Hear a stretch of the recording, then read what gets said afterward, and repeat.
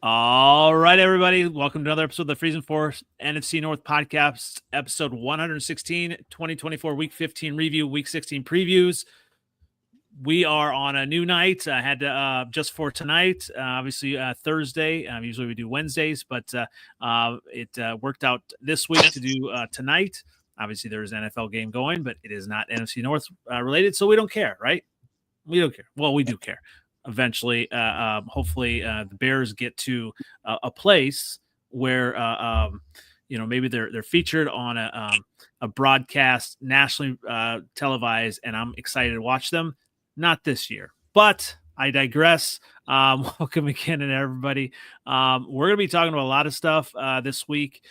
Plus, maybe the Vikings are the new team to beat, and we'll see. As we get started, where can everyone find you, Rhino, Mr. Vikings guy?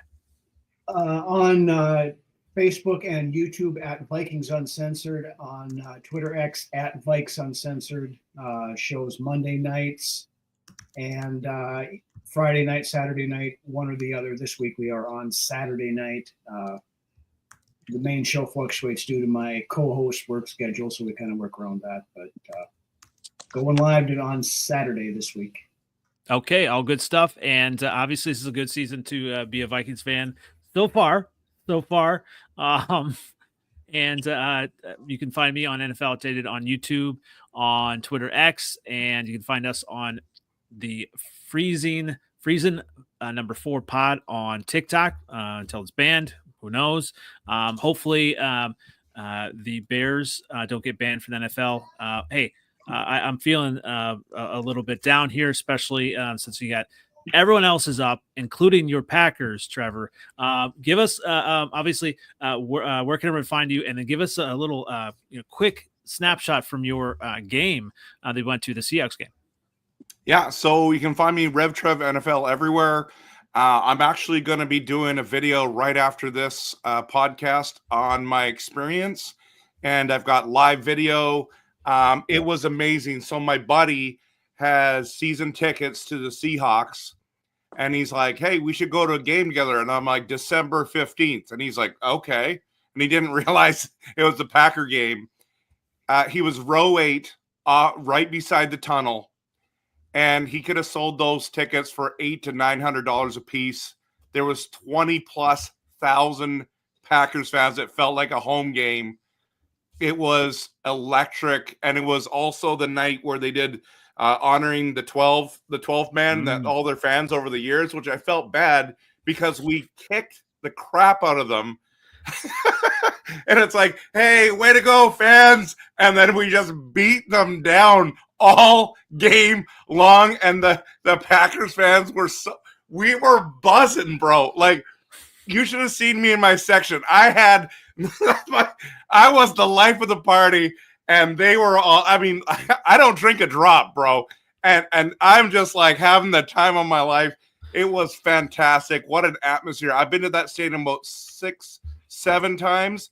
I've never had it feel like that before. So it's pretty special. We know Packers fans travel well, but that one was really well represented because of the playoff picture. Before the game, we would have been playing them in Seattle if it all worked out that way. Now the Rams are in the spot because we beat them. And the Rams actually have a better spot of making the playoffs now. The path is easier for them than the Seahawks. So it was quite it wasn't just a beat down. It was really like, ouch. Like, if you walking out as a Seahawks fan, they were pretty down. So.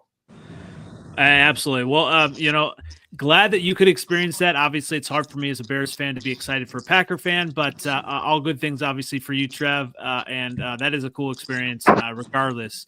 And welcome in, obviously, someone else who was at one of our games as well. Shelby, where can we find you as we get started?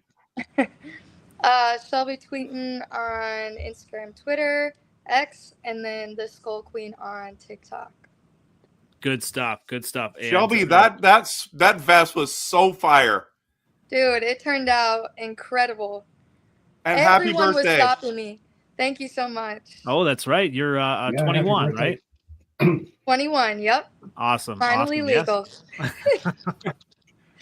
But yeah, it was amazing. Everything about that was amazing. That was kind of like my birthday celebration with, my fam, and we got a win. It was my boyfriend's first NFL game ever. Wow. And first time to a Minnesota winter. And it was like a heat wave. It was 36 degrees. He's like, this isn't that bad. I'm like, yeah, it was -10 4 days ago. You're getting the good part. But the whiteout game was crazy. It's funny because when you messaged, oh, Darnold isn't good. In the moment when you're there, you're not even like really processing. All I knew is we were winning, and we were winning by a lot. And then I get home, and then it's like, oh, Darnold had a bad game. And I was like, I think the Vikings fans are a little spoiled now. We're going to talk about that a little bit because I'm turning the corner on some Vikings and even some Darnold, and I have a question later on that we'll bring up. I'm at work right now, so that's why I'm trying to. Oh, get it going! Absolutely. Well, get it going. Seventh letter. Where can we find you? Obviously, a little down, but you're still up, right? Yeah, I'm not down. I'm not down. 7th letter 4, Twitter X, same OG on Instagram and Facebook. We still the Kings. It's all right. Hey, people are starting to forget about those Lions. So we'll see. Obviously, you got some good news. I don't know if you saw it today. I think David Montgomery may be able to make the playoffs. So he got good news there. So thanks, Frog Cop, for joining us here. But yeah, I mean, the Lions are still the Lions, right? They're still right there. But the Vikings are looking good. Right there. The Vikings are looking good. I am starting to turn the corner. I've had a few days now. As you know, it takes me a little longer to process. All right. And so, Shelby, the Vikings dominated the Bears. Hand out some helmet stickers. The whole team. No, I'm just kidding. Our defense, I feel like we were having a little bit of a lull for a couple games, and I think the reason that people are really talking about the Vikings as more of a contender again is because even if the offense is having kind of a slow game, the defense is also doing amazing. I saw somebody talking about it where they were like, oh, they're still putting up all these yards against us. And it's like, yards don't mean shit if they're not fucking scoring. Exactly. Like, our red zone defense is amazing. Honestly, it's more funny if they are plowing down to the red zone every time and can't put points on the board. Mm-hmm. Because at the end of the day, they say defense wins championships. And that an off day for our offense is 30 points and a 2-score lead. That's where we're at as Vikings fans. I mean, I'm trying to stay as neutral as possible. I think watching the Lions lose plus that kind of is getting people's heads a little inflated. I'm trying to remain realistic here. But yeah, it was a fun game. I think that it's been amazing seeing Jefferson get touchdowns because I know for a while he was kind of the Trojan horse in the end zone, where now he's been getting some touchdowns. That's been great. I feel like we have such an even keel football team. Aaron Jones is running again. It was a great game to be at. I actually need to rewatch it and kind of see it from, the at home. I feel like I don't get every single thing. I think I'm going to pass that part of it. I'm not going to rewatch that one, but definitely not going to watch it. But hey, they look good, and yeah, I mean, really, the Bears kind of, I thought they had a chance for a little bit, and then just that strip sack. I mean, it's just that kind of like, which was Dallas Hunter. So that, or no, was it Dallas Hunter? Dallas Turner. No, he got a different sack. No, that was Grenard. Was that one Grenard, or was it? I thought it was one of the linemen that got it. They said it's Bo so Richter bad when you're on TV, but I don't remember who. I don't think he was actually out there. So it's so bad when you guys are saying Tillery. which one was it? Okay, this is just okay. It's like banging my Yeah, head against the wall exactly. here. Which one was it? I don't know. You know, hey. Happy for you though. I'm definitely in a surly mood here, but hey, I can start to appreciate some Vikings, some positives on the Vikings. And so, what about you, Rhino? What are some helmet stickers that you have? I guess we are kind of mentioning there. Jonathan Grenard is a big one. Now, granted, he was going up against Tamagotchi or whatever your rookie left tackle's name was. Yes. So yes, he kind of stole his lunch money, brought home the prom queen, and then left him sitting alongside the road on a lot of that. Pretty much. Yeah.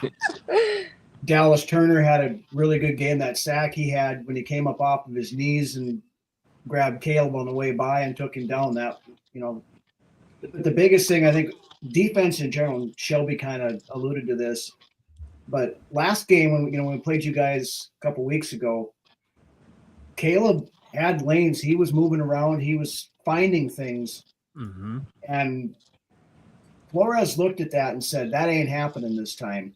Yeah. They kept him, they were making him make quick decisions, which, and this isn't just a knock on Caleb, it's most rookie quarterbacks have a little problem with that processing. And, he was running around like a chicken with his head cut off in the backfield. Wide open receivers going through the zone that he never saw. And he's either sailing it over their heads or getting sacked or, having to skip the throw, things like that. So, I mean, the defense carried the day on a day that, the offense was down a little bit. Wasn't Darnold's best game that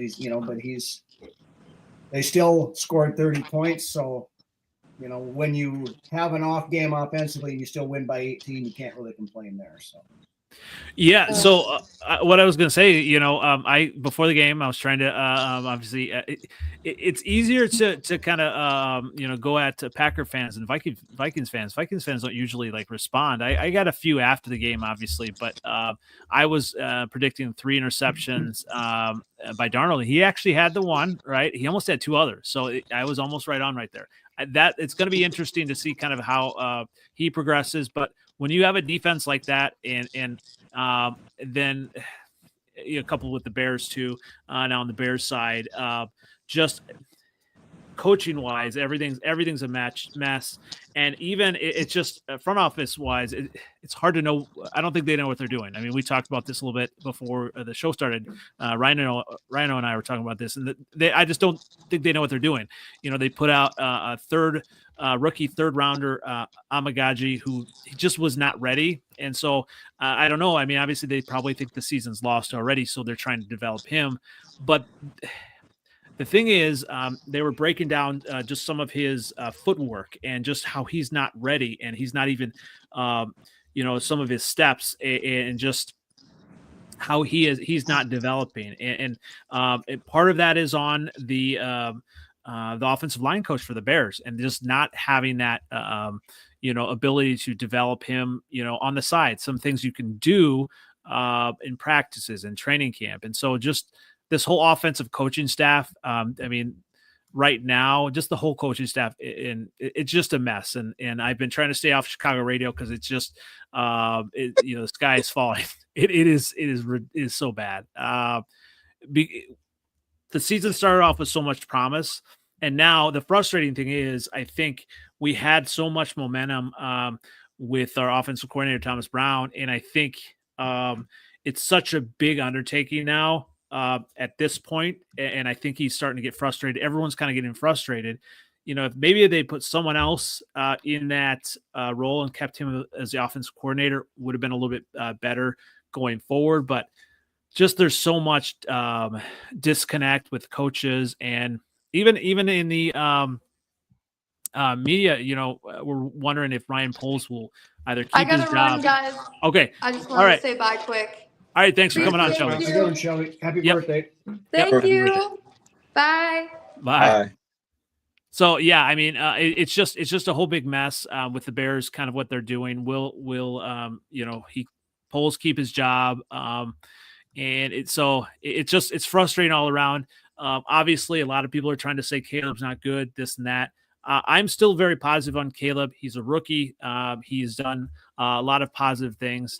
The tough thing is, some of these veterans are just not stepping up on defense, on offense, and it's tough to watch as a Bears fan when there's so much talent there, and it's just kind of falling apart. And I think, what is it, seventh letter? Didn't you post in our group about my guy DJ, who is ready for vacation? You be. I don't want to kick a man when he's down. Yeah. Trevor. I've had a little bit more time to digest it, and it is what it is. But just kind of listening to Chicago radio and just where we're at. I really only care about one more game now. Obviously, it's the Packers, right? But it was really tough to watch. You think a team would be prepared, and they're just not prepared. They start slow, and really they gave up the first 3 points. Like, it was kind of like, we were trying to go for it, and you give up basically 3 points. The defense actually did all right in that first series, right? Yeah. I think Rhino and you give up 3 points, you're behind, and just kind of deflated for the rest of it. So I don't know, seventh letter, you kind of seeing a lot of that too? Well, I remember I told you last week, man, in my autopsy, DJ Moore, man, he has to adjust his attitude. I don't. You get paid all that money and you talking about vacation, like, you're tripping, you're bugging. Like, that's not. I kind of feel bad that they gave him that money. I mean, he was good with Justin Fields. Like, he's still a good player, like, for real. But you can't give up. And it's just red give up. I'm sure he'll give it his all on Sundays. Like, he might have like the Iverson thing, practice and all that. And then in the game, he plays well. But I don't know, man. He, like, Keenan Allen is your best player. Your best wide receiver is the rookie. And Caleb don't have a chance to do anything. And he's just, like, he's the young guy. He don't really, all he knows is big play. And I think he just has to learn how to take the layups, man, and check it down and get the ball out of his hands. He's holding it too long and things like that. But I mean, he can't, like, you like, offensively, you gotta know this guy on the left side is a turnstile. We might gotta leave somebody over there to chip somebody over there, because it was crazy, and it's just setting them up to be successful. You guys definitely need a new regime in there, just to maybe get some of the stench out of there. Some of the guys that, you leave people like Keenan Allen and DJ Moore over there, they just gonna bleed that negativity on the guys that you can still mold into what you want them to be. You know what I'm saying? Like, I had a few of them on my team in the beginning that we had to let them go. Like, we just had to let them go. Like, people that were robbing us money, and you might gotta, like, see if you can get a trade for them. Like, honestly, you don't need all that money in the offense, and then they're putting up 12 points. You know what I'm saying? Like, you just can't. Like, you can't. Keenan Allen, Caleb did miss Keenan Allen on that pass, pretty badly. And he's scared. So he missed them, but then Keenan Allen, it was a lot of theatrics there, right? And so, like, I think if you're a cohesive team, you're not going to do that. And so I think that's it's from this start of the season, sticking with the coach that they did. It's just and I think even with DJ Moore, I get it. Obviously, he got all that money, but they just don't know how to use them, and that's been the frustrating thing. I mean, that was last year too. They started toward the end, started to use them. Just use the talented people on offense. I mean, and so I think obviously we'll talk about that eventually, but who are they going to get for the coach? They have to do something offensive wise. Maybe they get Ben Johnson, maybe they get someone else, or they could get someone like Mike Vrabel, who's gonna not take any crap. Like, he is going to come in there and he'll have his handpicked offensive coordinator So those could be options, but something has to happen. I mean, Trevor, obviously is a Packer fan. I'm sure there's no love lost between, seeing this happen in Chicago. It's glorious, man. I'm just let it burn. Let it burn. Like 8 in a row. 8. Remember when you guys thought you were going to be good? We have the talent. We have the talent. I don't know. Where? Defensively, I think your defense is better than I anticipated, but they've really only won one game with the Titans. I think they're good. They're not great yet. And then the wide receivers, I don't know. It's hard to judge them because they have talent. I love Keenan Allen. And on Doomsday, I think I really thought he was going to be great as well. DJ Moore, I don't know. It's hard to trust him in fantasy. It's hard to, and I think it comes down to that O-line we were talking about. I do see what they saw with Caleb, but I at this stage I'm thinking maybe they made a mistake even with Caleb. Oh, come on. Maybe they picked the wrong quarterback, and it's just like that's how bad it is, Andy. That's how bad it is. So I get it. Everyone wants to kind of put this on quarterbacks. No, it's not all on him. I think it's the O-line. Right. But, here's the thing, it matters. The offensive line, the coaching, all that stuff matters. And so, obviously, I still love Caleb, right? It took me a while to even get off fields, right? But Caleb has all the tools. Even in all of this, turmoil, he's still kind of, remained what he needs to be. He still hasn't thrown an interception. Like, how crazy is that? That's amazing. But part of Chicago radio has talked about this as well, is that I almost wanted to throw an interception. Like at this point of the season, let it go, let it fly, learn. Don't be so tentative. Like I think you said, seventh letter. Just you have to learn. And so like we're at that point where we're not going to make the playoffs. Let's see what you can kind of learn. And some people are saying put in Tyson Bagent. No, I don't want to see Bagent. Let Caleb keep learning. Obviously you gotta game plan offensively with the line so he doesn't get killed, right? Okay, so I definitely understand you. Lower the expectations. Everyone said, so I love this point. Everyone said Love sucked last year. No, he didn't. 5. Yes, he did. Come on. I'm probably the only one that still says he does. He is mid, right? Still, I'll give him his due eventually. But yeah, so I think it takes a quarterback.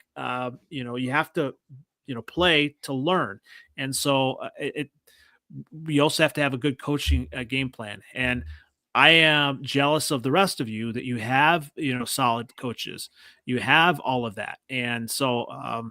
So it's frustrating as a Bears fan, but I am ready to kind of move the page from this season, unfortunately already. It's been frustrating. I mean, I digress. And you guys got a touchdown late, right? I don't know. I actually did. I turned it off. So. Wow, like that's what I'm saying. It was 6 for like forever. I don't know. Like I couldn't take it. I was a done. garbage time touchdown. Then they went for 2 and didn't get it. So everything doesn't work. I was curled up in a corner. I was fetal position. Just anymore. Andy was looking like Caleb Williams on the sideline. Oh yeah, that's a good point, Rhino. Like, what is the dealio with his body language? No, he got fucked up before that happened. But that's one of the things that that issues I've had with Caleb Williams even last year when he was in college is that body language and stuff. When stuff doesn't go his way, you've got doing Venus de Milo or whatever the hell he was doing on the sidelines, and you've got that hit. You saw y'all got him when he did. He got clobbered. I'm not saying that, but how many other quarterbacks in the league get their bell rung and go over there and act like, somebody just tossed a rag doll onto the bench or something kind of thing. It's the body language. I understand That's fair. him. That's fair. Him getting hurt and I'm sure it hurt like hell. But so that's you don't go over there and do that. You go over, sit on the sideline, sit on the bench like a normal human being, to have a cup of Gatorade, pull up the Surface tab and start looking at that. You don't just go over there and say, oh my God. That's why, I think you get the right coach. It's going to be, firm with him in those moments and help him kind of like teach him. I think that's, what's absolutely. That's absolutely what he needs. Yeah. Maybe the big problem is that the three other teams have gone to another level, and then it's even more difficult. Like you guys really played well against the division. Yeah, the first. And so there's a lot of promise there. Like, you should have beat us. You should have, and you could have beat the Lions. And then I can't remember the Vikings game. The first one. Yeah, the first one went to overtime. We had the ball first, right? And so what I'm saying is, like, it's actually not a lot of change. Like, it's just smarter coaching. It's a little bit of execution, but that's what our teams have done, is learned how to do that. So it's actually miraculous that you guys have played that good against us, because if you look at our O-lines, like, going and watching Green Bay's O-line in person, I was like, wow. Like, I knew they were big, but it's like seeing them in the tunnel right beside me, I'm like, wow. And it's not like seeing the Seattle guys, I didn't say that. You know what I mean? It's just like there's something about that. If you guys can fix the O-line and get some beasts out there, like maybe you turn it around quicker, but because we're all there, it's going to be tough.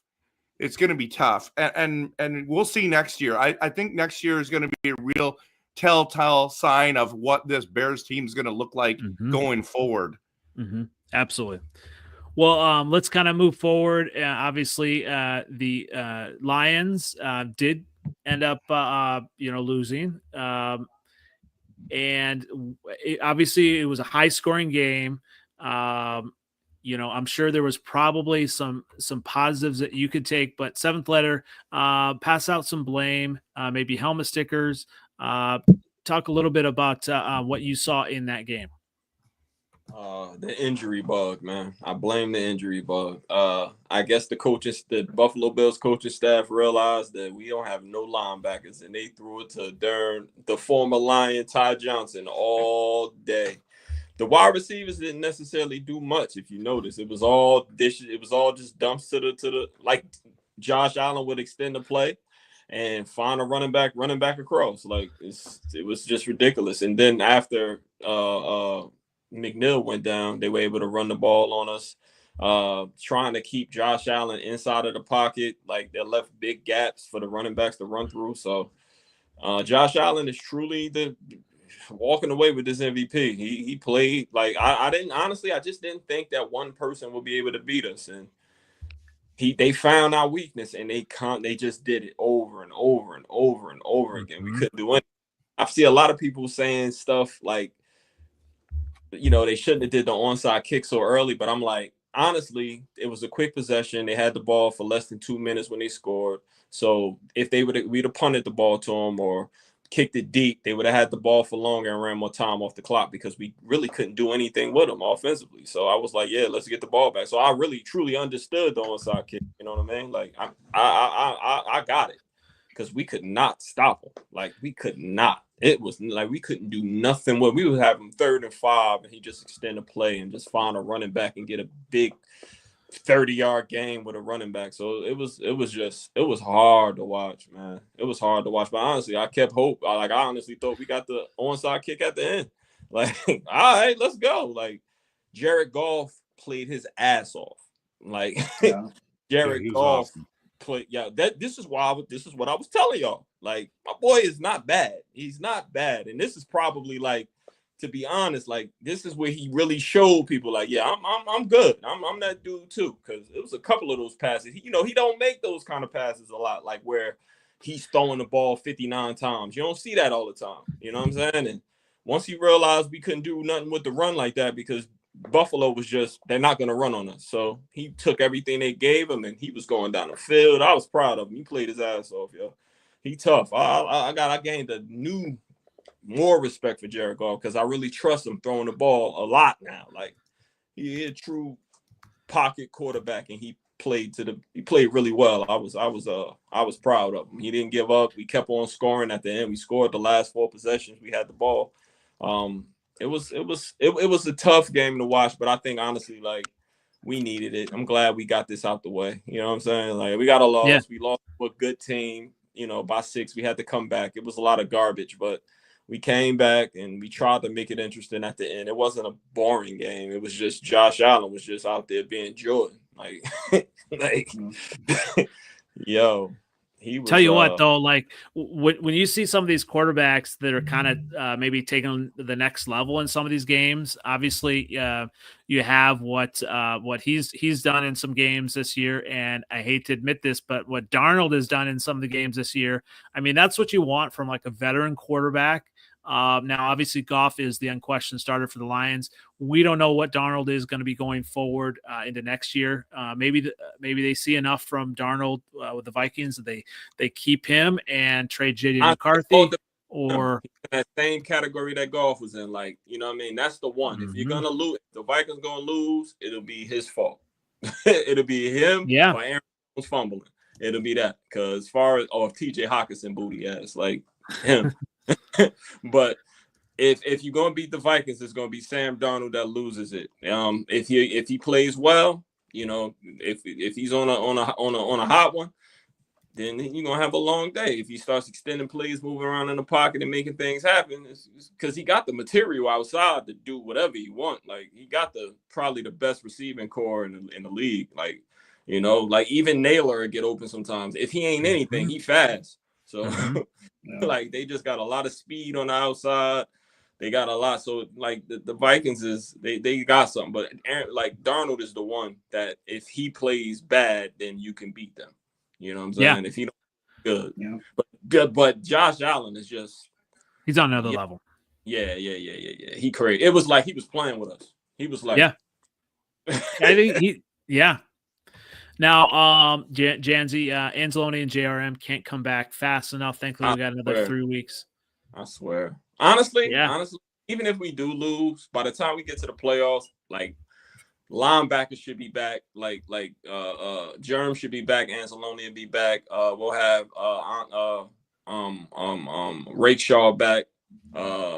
Mosley back. So we'll be all right. It's just we'll be missing him, and hopefully, from what I've been seeing, some really good high price players might be getting released if they don't make the playoffs. And maybe Calais Campbell might fall in our hands, and I would love that, so we'll see. And maybe offensively, see Keenan Allen, maybe.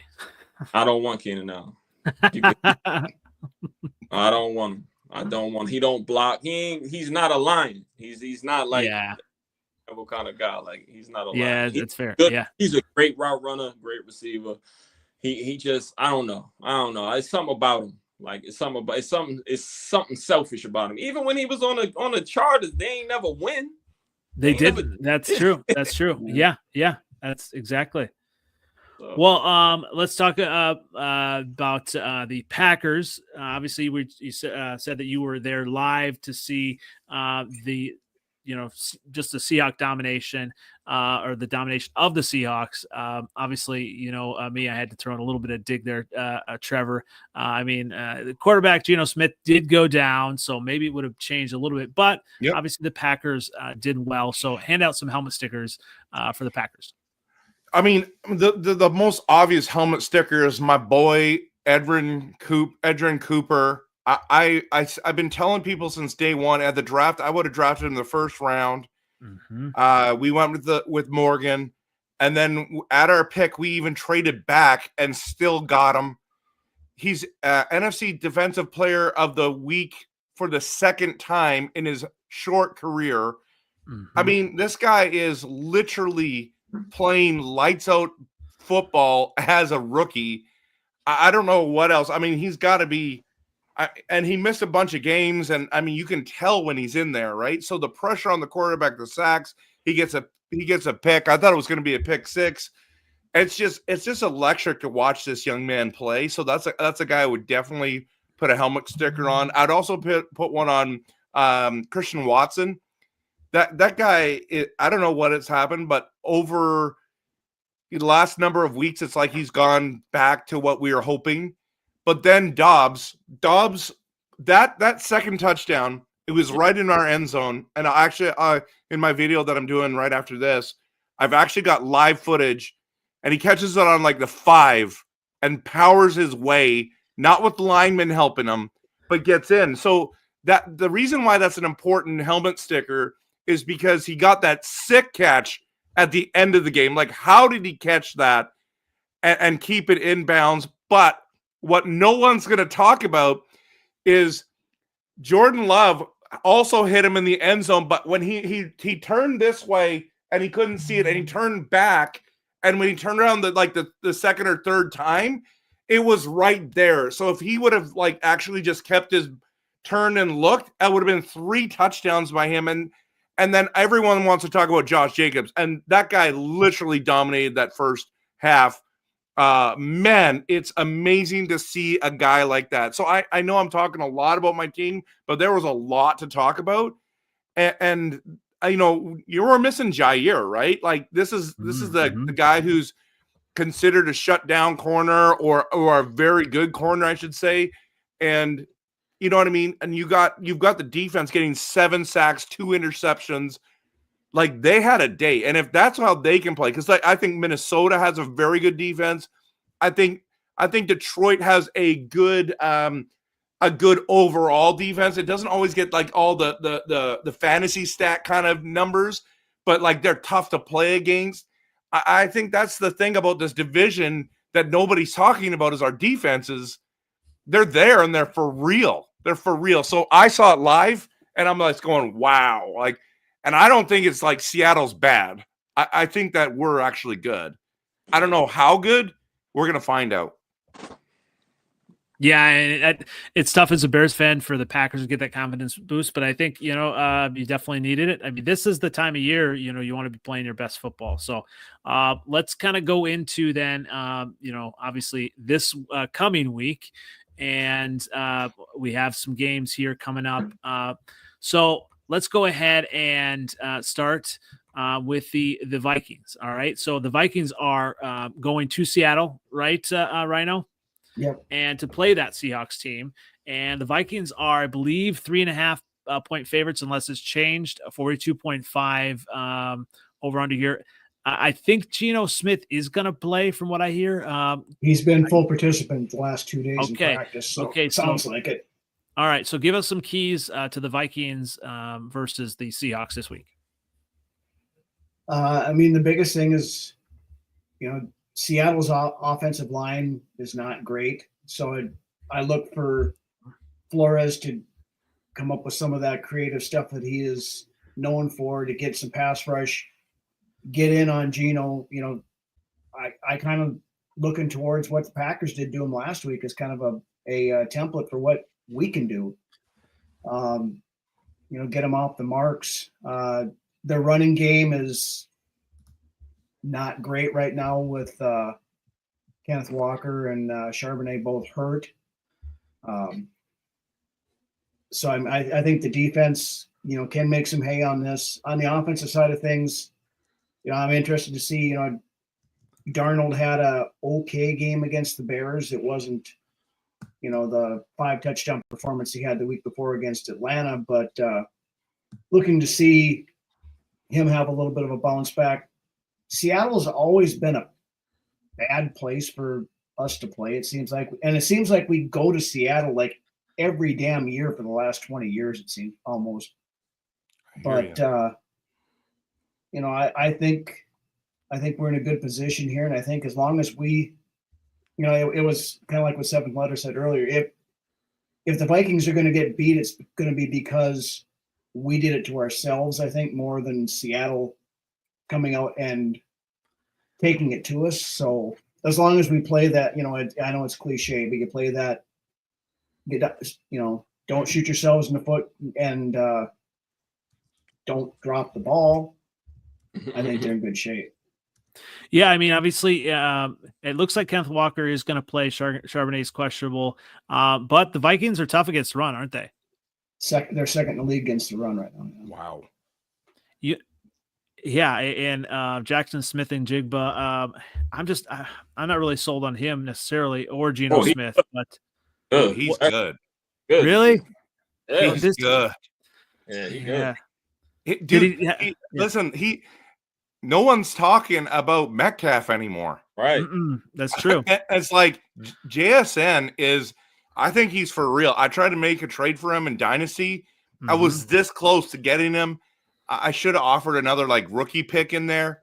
I think that guy is legitimate. He good. He good. So are you, obviously, Rhino, you're picking the Vikings? Yeah, I think it probably is going to be a relatively close game, probably a one-score game. I mean, that the Vikings play a lot of those, but I think we go up there and get a win. All right. What about you, Trev? Do you think the I think it's gonna be a blowout. I just watched it happen in front of my eyes. I think Minnesota's really good. I know Seattle has to win like a bunch of these games. I just can't see them winning this weekend. I think that they have a better chance to win next week. And then if they win next week, I think that Rams game at the end of the season will be dynamite to watch. I think we'll have everything online, but I don't know, Rhino. I'm shocked that you're saying it's going to be close because I'm trying to temper expectations here because I do have BPTSD, which when you start getting up real high and start getting cocky, that's when someone comes back and kicks you in the stones and not brings you back to earth. So, but isn't that true of like actual players? Like as fans, it doesn't matter, right? Like, you don't want Darnold being like, "Oh, we're gonna smoke him," blah blah blah. But a fan can look at it and go, "Man, we're way better than this team." Like, you know what I mean? No, like, you're 12-2, man. Yeah, I'm just not taking anything for granted. I know there's, out on the social medias and some of that stuff, I'm seeing some of that stuff start to creep in. I'm just trying to stay grounded on this whole thing and like, don't look past any of these guys because that's the point. Any team can beat you on any given Sunday. True. And Vikings fans are the opposite of Packer fans. Sorry, I had to say that. Well, there is that too, but no. And Vikings fans are the opposite of Detroit Lion fans right now. They are wild. Right now. Yeah, I think 7 letters the only level-headed guy I've ever met as a Lions fan. Yeah, you're not wrong there. It is wild on social media, bro.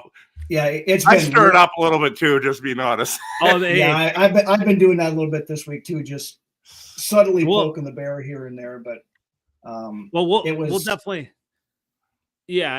get to that as well, and obviously we love poking the bear online as well. But so, Trevor, you are picking the.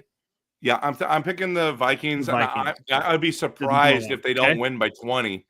All right. Now, 7th letter. Obviously, Seattle's been your nemesis. Are you picking them to beat the Vikings or the Vikings to win this one? I don't think nobody has. I'm the only one that got problems with Seattle over here, and Trevor used to when they were good. But I go with Geno Smith.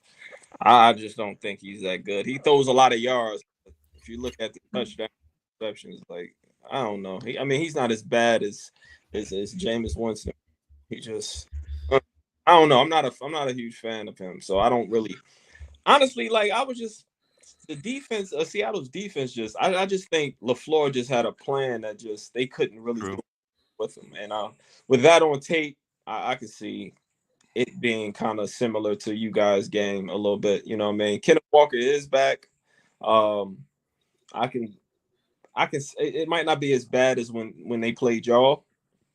Trevor, but I could see it being like a 10-point Viking victory. You know what I mean? Like they hot now too. They hot and they playing with a lot of confidence. So I could see them. I'm picking the Vikings. All right, so I'm gonna flip it here. So obviously, the Vikings are hot. They're playing, tough right now. The Vikings are definitely beatable, and there were two dropped interceptions with the Bears defense, and that could have flipped that game. Now, I think the Bears are all about kind of body language, momentum.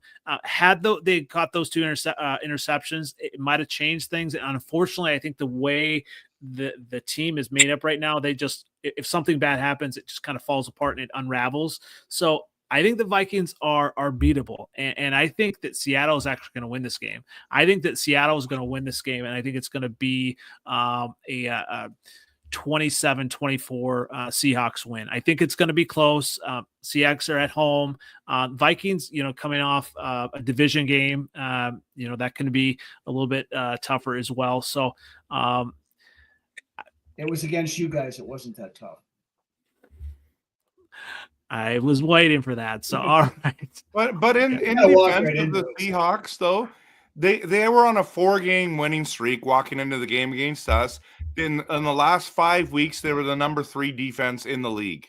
Mm-hmm. So I mean, maybe they just what Seven Letter is saying is that we just had a good game plan. I think O'Connell's going to have a good game plan too. But if the Hawks come out and play like they have been, that's when it's going to be close. But I just think I think Minnesota's way better. Josh Jacobs, just the power running style kind of bothered them a little bit, and I don't think that the Vikings had that. And I think the way y'all softened them up in the first half, where they probably came out prepared for that, and y'all just went over top of them in the second half. That's the only reason why I don't think it'll be as bad as you guys, because you kind of demoralized them run, like the way y'all mixed up the run, and you know what I'm saying, it didn't seem like they were prepared for that, because they got a better defense than that. And I can see them. You got a much better offensive line. I don't know about much better, but you got a better offensive line than the Vikings too. So I can see them kind of, maybe getting in Darnold's face a little bit and making it a little difficult for him. But ultimately, I just think the Vikings defense it's an aggressive pressure defense, and Geno Smith will have to be kind of improvisational, and that's not something he does well. That's not his game. Only against us. You know what I'm saying? And that's why I think he'll kind of have a couple turnovers that'll keep help the Vikings. Unfortunately. Yeah. Well, speaking of a team that's demoralized, the New Orleans Saints, I believe, come into Green Bay on Monday Night Football, and unless this changed, minus 13.5, over under 42 on that game. I mean, it's just crazy to think how far the Saints have fallen. Obviously, quarterback and Kamara. I don't believe Alvin Kamara is playing either. So helpful. 13.5 is a lot. I don't know. I might take that spread. Give us some keys though, Trevor, on this game on Monday Night Football. I think the key is kind of what Ryan was saying. You just can't take anyone for granted. They're missing this guy. They don't have that. I mean, they're still professional football players. It's a Monday night. It's prime time. Everyone wants to get up for those games. So you can't play down to your competition in that moment. We also have a lot to play for.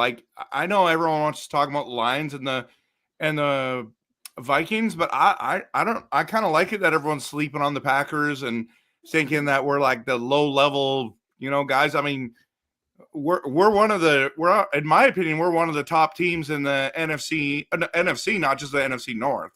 Trevor, obviously haven't been looking at ESPN, bro. Yeah, they're all about Packers. Yeah. Well, I don't watch a lot of the ESPN, but I'm just watching when people are saying online. You're right. Colin, is it Colin Hurd? No. Colin Cowherd. Yep. He has some. Yeah. Why am I saying that? I was shocked when he had us above you guys, above Buffalo. I was like, are you kidding me? I wouldn't have us above them right now. I mean, we haven't done anything to get above that. I think he just did that for clicks. No, to be honest. Dang. Watch the game. Yeah. Y'all tough. Trust me, y'all tough. Nobody want to play you or the Rams. Nobody wants to play y'all. I love Jan's don't here. you Yeah. find, like No I'm one- in these.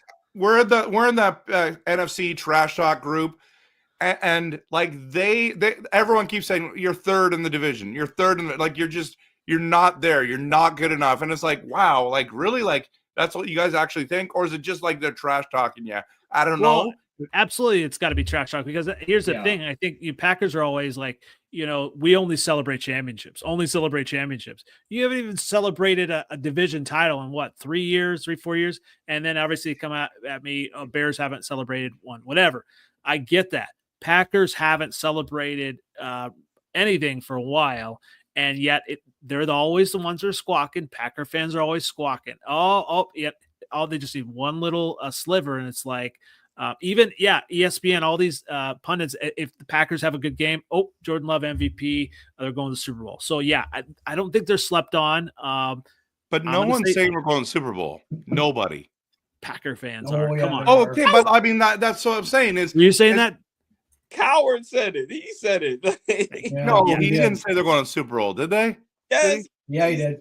Yeah, but he's kind of wild. He's a California wild child. He wants to be cutting edge. He's wrong a lot. If y'all get anybody that can get into the Super Bowl, it's like whoever's hot. The Cardinals went. Don't ever forget that. That was Kurt Warner though. Kurt Warner was on fire. And they just got hot. The Giants went in at what 8-8 that 1 year or whatever, and then Eli caught fire in the playoffs. And so we all say this together. Janzi said, "Come on, man, come on, Trev."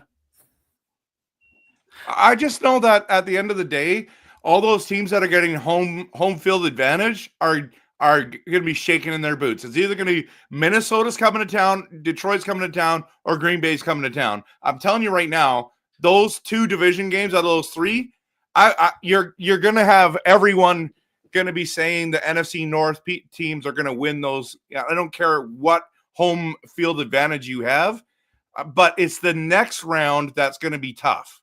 That's when it's going to be the bloodbath. That's when I don't know what's going to happen. Last year, like the Super Bowl champ, the Super Bowl from the NFC is coming from our division. Don't matter. We said that last year. We did say that. Yeah. It's still on track. The schedule is in the Eagles and the Vikings' favor right now. You know what I'm saying? Like it is what it is, but it's the playoffs that will show, and the Eagles play nobody really. I like the Steelers. You know what I mean? It's a good story, but I don't think they're that good. You know what I mean? No.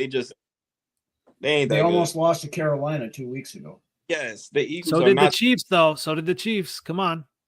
Yeah, Carolina's getting better. But the Chiefs look at who they beat. The Chiefs don't play nobody. Yeah. Like nobody, They have the AFC is so weak. It's just a division of 3 teams. You know what I'm saying? Like the Ravens, the Bills, and them. That's it. Yeah. And you've got Cincinnati that can throw up 40 points on a whim but can't stop anybody. That defense horrible. Jeez. Yeah. I feel bad for Joe Burrow because he is one of the best quarterbacks in the NFL. But he just And they so stupid. They're gonna have to pay Jamar Chase like $50 million a year. He's bald. And T. Higgins is still Higgins ain't gonna be. He won't be there next year. I know that's the thing. I mean, they're gonna miss him. Jamar Chase. So, but obviously speaking of our games, this is gonna be a bloodbath, though, right, Trevor? You're picking the Packers easy in this game. I mean, a 13.5 is a lot. It is a lot. I just care about W's there. So I mean, we have to win this game. You can't play down. So I'll just I'm picking my Pack. I don't know what the score will be. Maybe 10 at least. It should be 30. Like we should score 30 on that team. I don't think it just shouldn't be close, is my opinion. But we'll see. I think it'll be close throughout the game, but I think that the defense will be on the field so long that the Packers end up getting that 13.5, like to be honest, because they can't. Their offense is just bad, bro. But the defense is good. Like The defense. Yeah, the ain't defense. bad. Yeah, you're right. You're right. What about you, Rhino? You going with the Packers this week? As much as it pains me, the only way I see Green Bay losing this game is if somebody welds the locker room doors shut before the game starts. Or hurt Jordan Love get hurt or something. Yeah, or the team bus tips over in the ditch on the way and five Something people like break right. their leg or something. But Something like that. I mean, Yeah. again, I said it earlier. Any given Sunday, I mean, New Orleans could come out and surprise us. But I mean, it's in Green Bay. It's Packers have everything to play for. The Saints have nothing to play for other than draft position. Packers get the usually Lambeau calls, all that stuff. Yep. Right. So yeah, Hey, whatever works. Again, Before, I'm sorry. Let's cut to that Netflix Aaron Rodgers thing. Oh my God, yo! I am not going to waste my valuable time watching a show on Aaron Rodgers. Yeah, if I want to do that, I'll turn into NFL or on pregame shows on Sunday. I can't stand that man, yo. I can't either. Hey, he's even taking notice of the Packers. I'm sure he's wishing he was with the Packers right now. I mean, I'm sure Devontae Adams is. All that's a mess. I actually, Trevor, this may surprise you this week. I'm actually thinking the Packers are going to win. Get out of the city. Yes. I'm thinking it's going to be a 30-13 game. The Packers are going to win. 13.5 is a lot, but yeah, the Saints just don't have enough offensively. Spencer Rattler, I think, is going to start, and unless he just goes nuclear, he just doesn't have enough. Horrible. Not yet. Horrible. Well, speaking of our marquee game this week, if we can call it that, I'm a little bit surprised here. Obviously, it's at Chicago. Detroit Lions are only 6.5-point favorites, unless that's changed. But I surprisingly, it's that low from the way the Bears have played the last couple of weeks. It's just like they've kind of given up, and we've kind of talked about that coaching wise. Everything is disjointed. Obviously, I do like kind of what Caleb's doing. We've had some issues with running backs hurt. Rashawn Johnson's hurt. I think he may be out again. I think that's Travis Homer's playing. It's just we got our pets' heads are falling off. It's just ridiculous. But I'm going to give you the first chance here. Obviously, the Lions are favored. So seventh letter, give us some keys to the Lions versus the Bears this week in Chicago. Honestly, man, let's just run the ball. You know what I mean? Like, for some reason, y'all can't stop the run. Well, I know why. Homeboy hurt in the middle. And I didn't know that. I think that is why the defense is so malleable at the moment. Like, yeah, he's what's my man name? He was in the defensive Javon Dexter? No. Andrew Billings. Yes. He was starting to have a solid season. Yes. Y'all are very different against the run without him. You know what I mean? You got out with him. Jahmyr Gibbs. I'm gonna miss Montgomery a lot. That was MVP for the season on offense. Like, he was like the tone setter. We start with him, we finish with him. I think it'll be close. I even think Jahmyr Gibbs is gonna fumble this week. You know what I mean? Like, so it'll be close, but I just think that you guys just don't want to play anymore. And honestly, you might want to play because it's us, and you might want to, I think we'll win, but it'll be very difficult because we're just so. We lost him. Oh man. But hey, yeah, I think it may be difficult for the Lions. Obviously, it's in Chicago. I was going to take a look at the weather, but it's really hard right now. You would think some of these players, the Bears would actually, hold on, where's my mic? We're still here. We're just kind of talking a little bit more. But you would think that the Bears would have a little bit more pride. Yeah, we can hear you. You would think the Bears would have a little bit more pride. So just kind of look at the. It's going to be cold on Sunday. It's the noon game. We did lose them a little bit, so I don't know. I'm hoping the Bears can actually score some points offensively and do some different things. My hope from the Bears, key, obviously, they're going to have to do something with Swift, and maybe Swift says this is kind of like a revenge game or something, and obviously does well, and hopefully they scheme the offensive line. Obviously Amagaji, I don't know if he's going to play again. We'll see if some of the line gets a little bit healthy, but I'm just not having much hope for the Bears this week. I'm going to say that the Bears, I'm thinking they're going to lose. I think the Bears are going to lose this week, and I think it's going to be a little bit closer. I'm going to say that the Bears lose. It's going to be like maybe 30-20 Lions this week. It's going to be a little bit closer than it has been. So what about you, Seventh Letter? Obviously, you said it's going to be tough. Are you going to be, think it's going to be way over the 6.5, or where are you at? No, I'll probably be about 3. Okay. All our last games are going to be with our defense hurt like this until we get some reinforcements in. All our last games are going to be about 3, less than 7. Every last one of them. I think we got a lot on offense, so that'll keep us in them. But everything is a shootout from here on. It's Jared Goff and Jahmyr Gibbs and Amon-Ra St. Brown world right now. Like, everything's going to be a shootout from here on out. Our Vikings game is going to be 75-73. Like, for real. You know what I mean? Like, it's just gonna be that. That's how we gotta win now. I think we got enough. If we don't turn the ball over, this is true. If we don't turn the ball over, it'll be a 10-point game. Hopefully y'all guys, for some reason, you guys start so slow. And if we capitalize on possession, you know what I mean? Like, if we capitalize on each possession and put up 7 and not 3, we should be okay. You know what I mean? Like, we should be okay. It's y'all don't play until the third quarter, and that's a problem that you guys gotta, figure out. I don't think that you guys are gonna figure it out on us because y'all don't have the offensive line to play with us like that. No, and I think the problem is too. Yeah, they talked about we used to be good in the red zone defensively, giving up mostly field goals, and now we're just kind of being like it's just a lot more porous than we have been, just giving up touchdowns. Value. Yeah, that's so. Yeah, I mean, I'm just hoping, like I said, I hope the players have a little bit more pride, especially being at home. But I'm just hoping we don't get completely blown out again. I'm starting to run out of people to get fired. So, yeah. Well, there's plenty more though. But yeah, there's plenty more. So, Rhino, you're obviously going with the Lions this week? Yeah, I mean,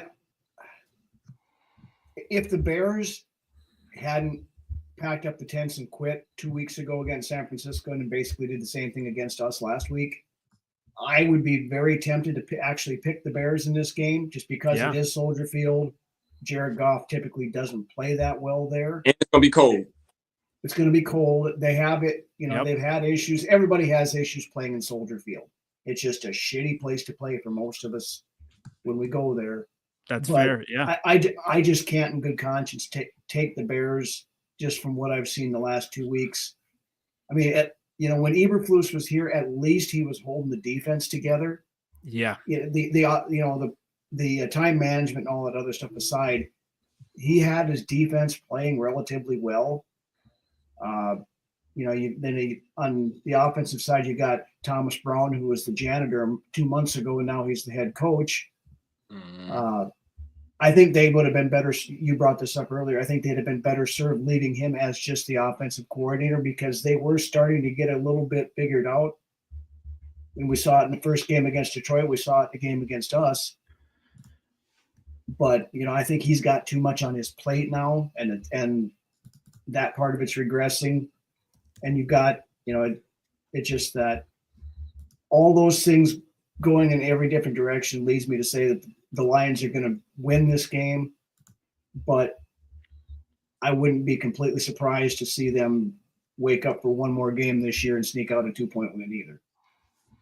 Yeah, and that would be completely a Bears thing to do. A game that is pretty much meaningless right now to win that game.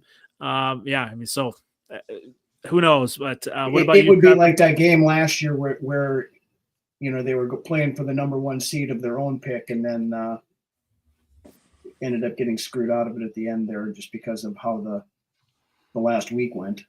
Yeah. What about you, Trevor? You're picking the Lions?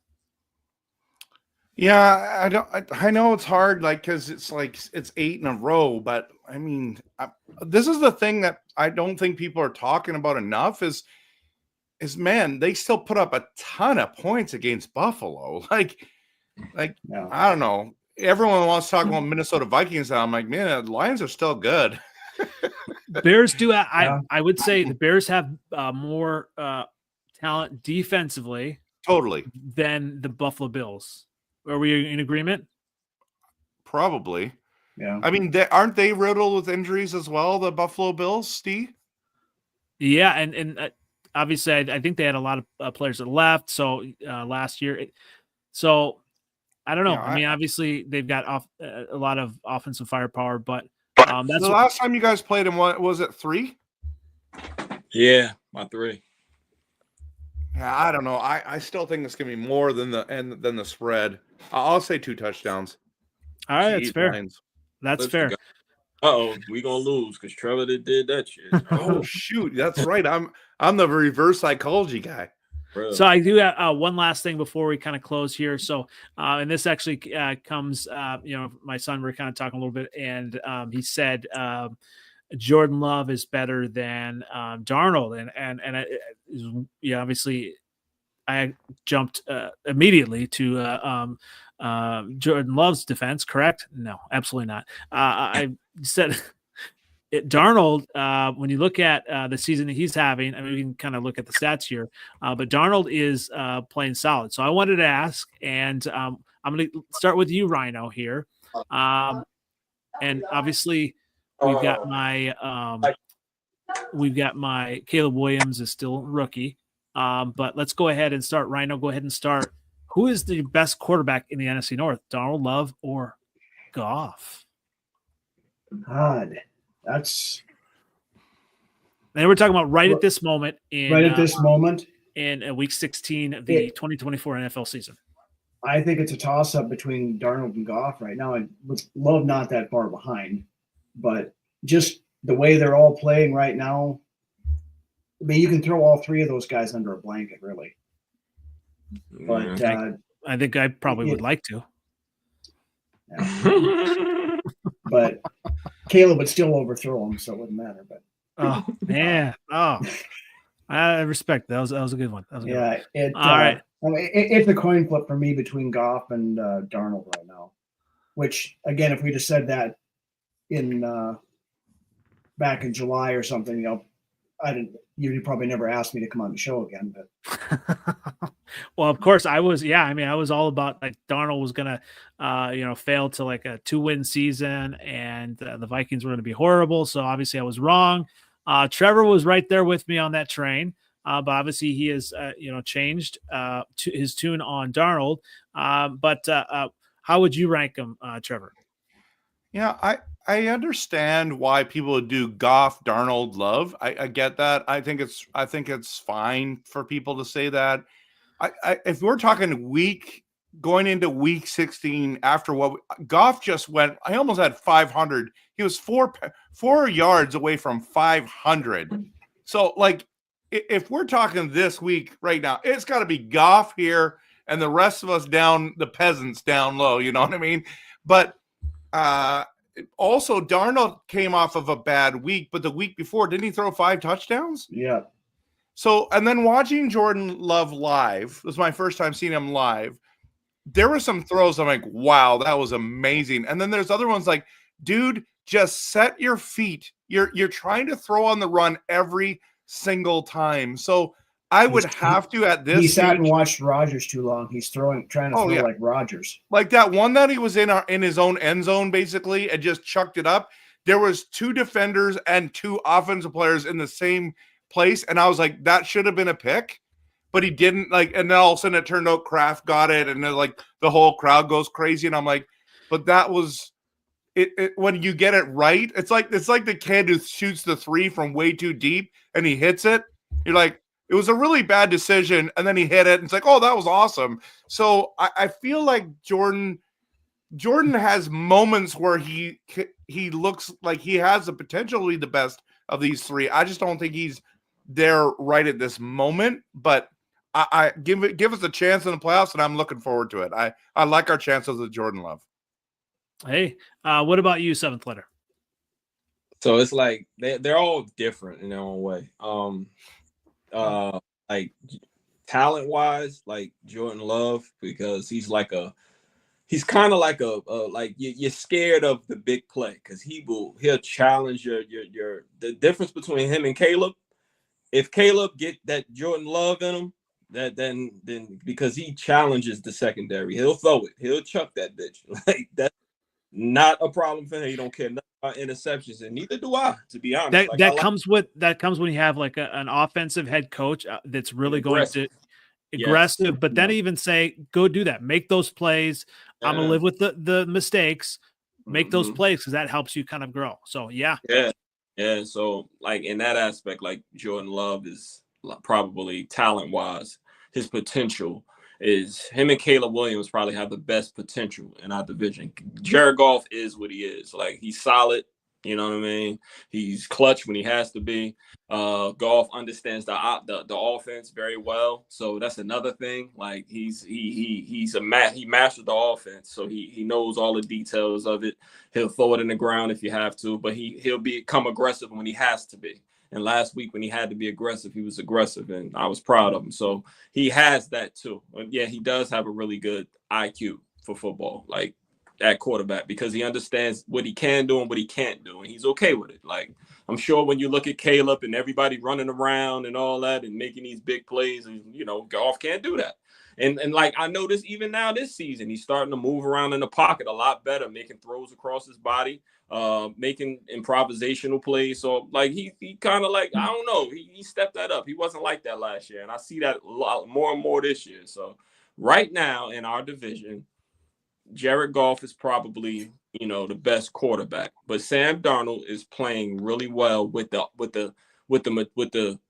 weapons he has. I think the weapons kind of raise Sam Darnold up. You know what I mean? The weapons, the coach, and same thing with Goff. I think like the weapons, the fact that he plays play action football makes Goff, what he is. Like he's a play action quarterback. If you protect him, he'll tear you apart.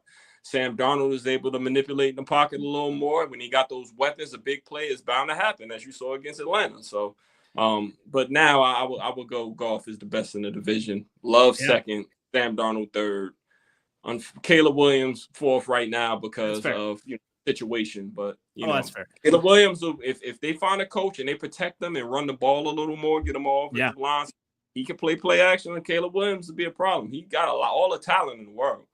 All the talent in the world, like so it's about ready to be Christmas, and obviously, this is why we play the games, right? If you had open up or maybe bought your Christmas presents in September, or opened up a Christmas present in September and you had a picture of each of these three quarterbacks. And someone said, your kid opened up a present that was equal to Darnold, they probably would cry and be like, "Oh, this is what I have." Oh, okay. I'll set it aside. Goff, I think obviously with what he's done, they'd be like, "Okay, I got this. I can work with this." In September, if you'd opened up a Christmas present and been Jordan Love, you'd be like, "I'm going to go out and play with this right away. I love this. This is the best thing ever." That's kind of how it was, right? Obviously everyone loved coming off the season he did. Now, at this point in the season, I mean, I feel like, Darnold and Goff, like you guys both talked about, they're kind of like trading 5 touchdown games. And obviously it helps to have the weapons. Love, still can make the plays. But if I'm opening up a Christmas present, it's going to be one of these three right now.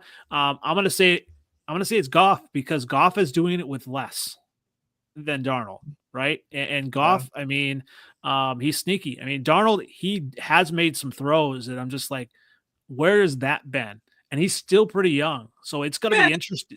But the thing about Darnold, then he'll throw that interception that he threw to Stevenson last week. Like, what the fuck was that? Yeah, and there were a couple other ones he should have we should have caught too. So he'll do that, but. So exactly. So, and Goff is starting, I think obviously he's got that confidence. But yes, I will admit Love does scare me. Those big plays do scare me. Absolutely. Mm-hmm. Word.